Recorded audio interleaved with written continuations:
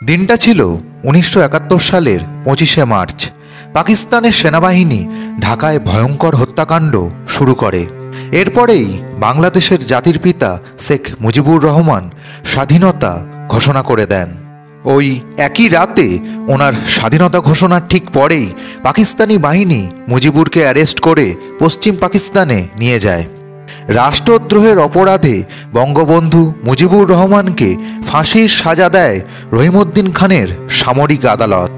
কিন্তু তৎকালীন বিশ্ব নেতাদের চাপে পড়ে ওই ফাঁসি শেষ পর্যন্ত কার্যকর হয়নি। 26শে মার্চের পর থেকে পরবর্তী 10 মাসের জন্য শেখ মুজিবুর রহমানকে কারাগারে বন্দি করে রাখা হয়। উনি জেলবন্দি হলেও দেশের মানুষেরা বঙ্গবন্ধুর পূর্ব প্রদত্ত ইনস্ট্রাকশন মতো পাকিস্তানি কুচক্রী বাহিনীকে মরণ কামড় দেয়। পূর্ণ স্বাধীনতা চেয়ে শুরু হয় মুক্তিযুদ্ধ। 9 মাস ধরে রক্তক্ষয়ী মুক্তিযুদ্ধ চলার পর অবশেষে 1971 সালের 16ই ডিসেম্বর পাকিস্তান বাংলাদেশ ভারত যৌথ বাহিনীর কাছে হার স্বীকার করে। পৃথিবীর মানচিত্রে জন্ম নেয় নতুন একটি দেশ, বাংলাদেশ।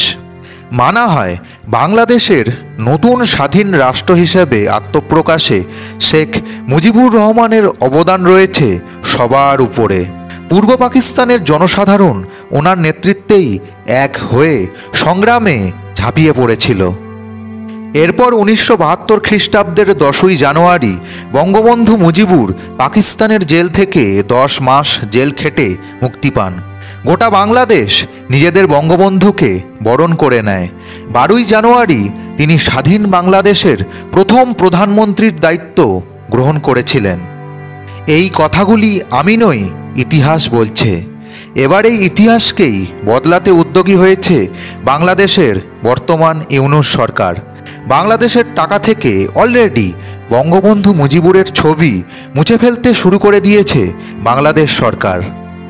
কোন কোন বাংলাদেশি নোটে মুজিবুরের ছবি মুছে ফেলা হচ্ছে, কবে বাংলাদেশ নতুন নোট পাবে, সেই টাকায় কার ছবি থাকবে এবং আর কোথা কোথা থেকে বাংলাদেশের জাতির জনককে বাদ দেওয়ার প্রস্তুতি চলছে জানতে ভিডিওটিকে শেষ পর্যন্ত দেখুন।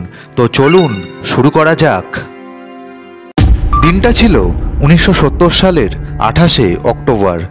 এক রেডিওর কর্মচারীর কাছে লুৎফর রহমান জানতে পারেন বঙ্গবন্ধু মুজিবুর টেলিভিশনে নির্বাচনী ভাষণ দিতে চলেছেন। এই শুনে লুৎফর ক্যামেরা হাতে নিয়ে তাড়াতাড়ি রওনা দেন সেই টেলিভিশন স্টুডিওতে। তার কিছুক্ষণ বাদেই সেখানে শেখ মুজিবুর রহমান এসে হাজির হন। চেয়ারে বসে মুজিবুর ভাষণের স্ক্রিপ্টে চোখ বোলাচ্ছেন, ঠিক তখনই ফ্ল্যাশ জ্বালিয়ে বঙ্গবন্ধুর একটি ছবি তুলে নেন লুৎফর রহমান। পরে রেকর্ডিং শেষে মুজিবুর লুৎফরকে বেশ কয়েকটি ছবি তোলার সুযোগ করে দেন এবং তাকে বলেন মুজিবুরকে গিয়ে যেন ছবি দিয়ে আসা হয়। কথা মতো লুৎফর কয়েকদিন বাদে গিয়ে শেখ মুজিবুর রহমানকে ছবি দিয়ে এসেছিলেন। বাংলাদেশ স্বাধীনতা পাওয়ার ঠিক 3 মাসের মধ্যেই নিজস্ব নোট মুদ্রিত করে। 1972 সালের 4 মার্চ 1 এবং 100 টাকার প্রথম নোট ছাপা হয়েছিল, যাতে স্বাধীন বাংলাদেশের মানচিত্র ডিজাইন করা হয়েছিল। কিন্তু পরে এগুলোর সাথে 5 এবং 10 টাকার প্রয়োজন পড়ে।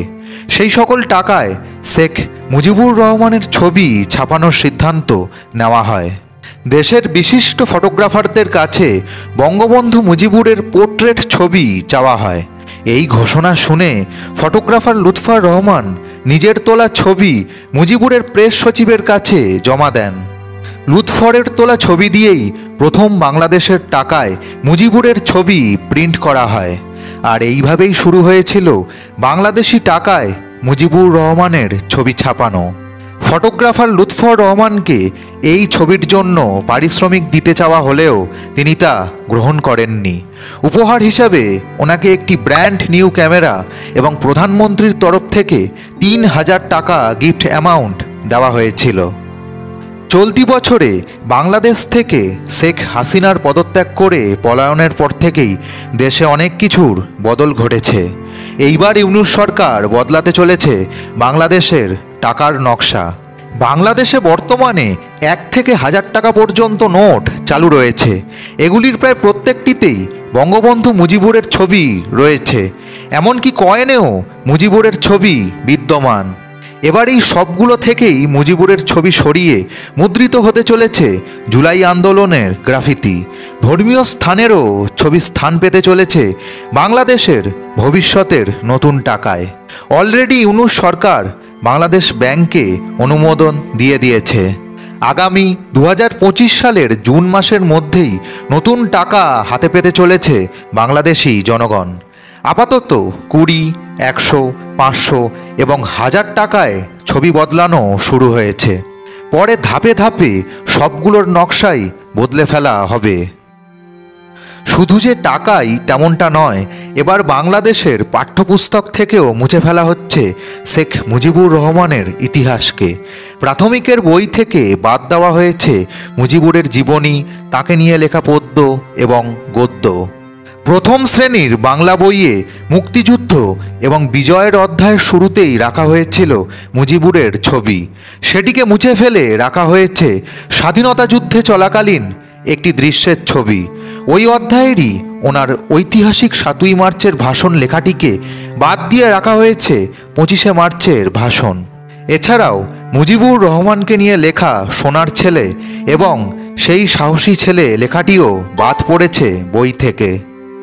বাংলাদেশের মুক্তিযুদ্ধের ইতিহাস পড়লে এটা স্পষ্টভাবে বোঝা যায় যে বাংলাদেশের স্বাধীনতা সংগ্রামে জাতির পিতা মুজিবুর রহমানের অবদান সবার উপরে। তাহলে তাকেই সব কিছু থেকে মুছে ফেলা কি সঠিক কাজ হচ্ছে? আপনাদের কি মনে হয় কমেন্টে জানাবেন।